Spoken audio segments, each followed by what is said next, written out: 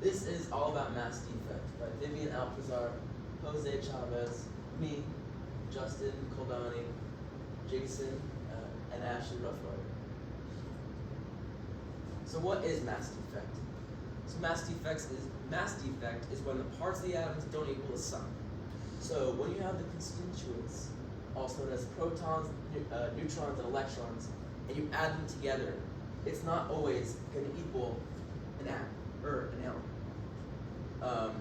And mass defect is just the difference between them. So when you take your constituents and subtract it by your atom, you'll find your mass defect. For example, you have your constituent, so these three together will equal just about 4.0329. And you subtract that by this atom, which is 4.0026, you'll find your mass defect. Mass defect examples. So mass defect has elemental importance, which means it has actually more to do with elements than we think they do.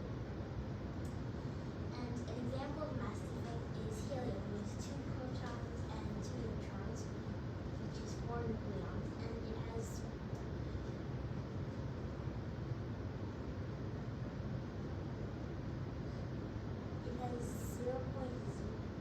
.08% lower than the total mass of 4 hydrogen nuclei, and each has 1 neutron.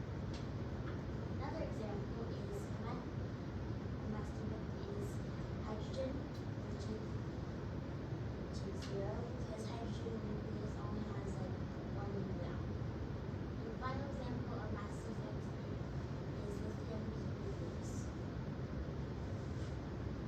Lithium-6's mass defect is 0.03434 kilo.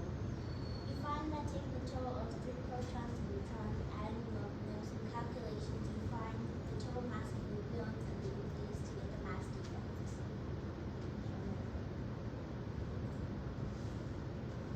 So how mass defect varies across the periodic table has to do with the mass of the protons and the neutrons in the element. So, for example, copper-63 has 29 protons, with each proton having a mass of 1.00728, and 34 neutrons, with each neutron having a mass of 1.00876.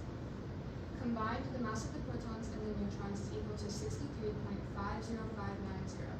Then you would take that number and subtract it from the mass of the nucleus, which is 62.91367, and then that equals 0.59223, which is the mass defect of copper-63.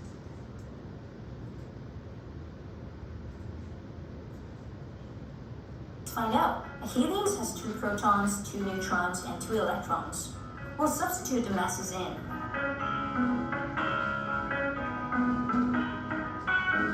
We get a mass of 4.032978 U.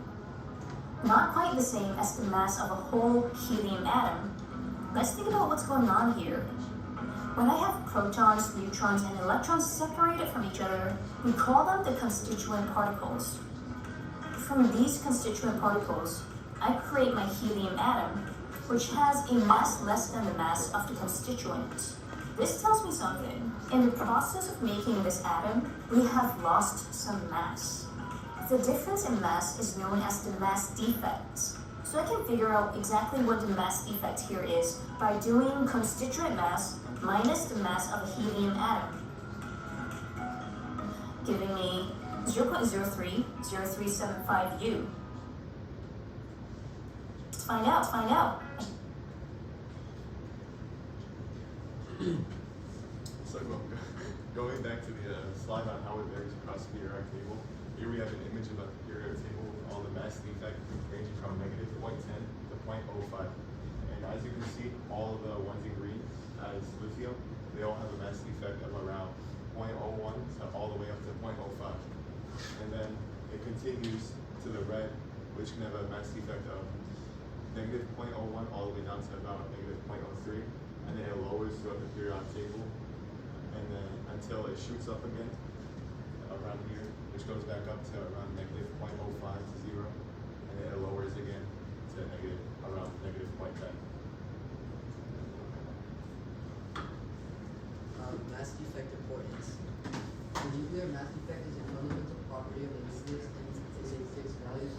a certain amount of binding energy for that nucleus. The larger the value of the mass defect, the more stable the nucleus is. When the nucleus is formed, its energy is released and is moved from a form of reduction in total mass. That missing mass or energy is the mass defect. Mass defect can also tell the atom stability. It's discovered that the total mass of the atoms is less than the sum of the constituent masses. This means that the parent atom's mass is less than the sum of the daughter atom's masses. And, yeah.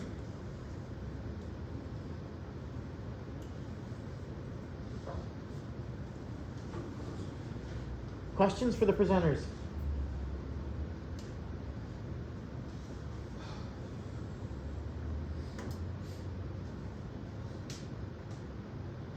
I have one.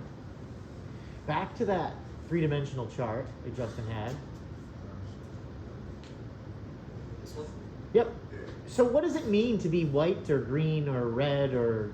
So all the ones in green have a higher mass defect or binding energy that can go all the way up, and then the ones in pink are less than the green, so they would have a little bit less than 0 of mass defect.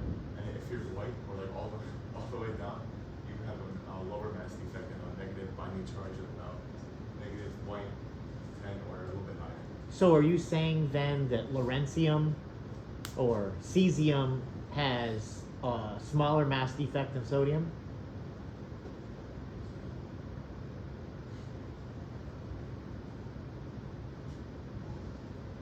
They're both in group 1.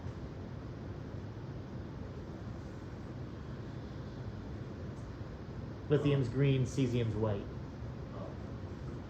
So And your cesium question- has a smaller mass defect than lithium, Well, it would have or sodium, excuse me. compared to sodium, it would have like lower negative charge. Has a lower negative charge than cesium.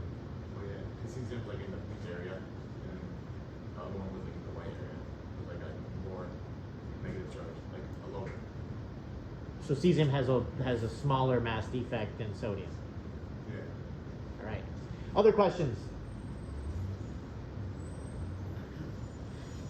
Okay, so same thing in terms of the feedback.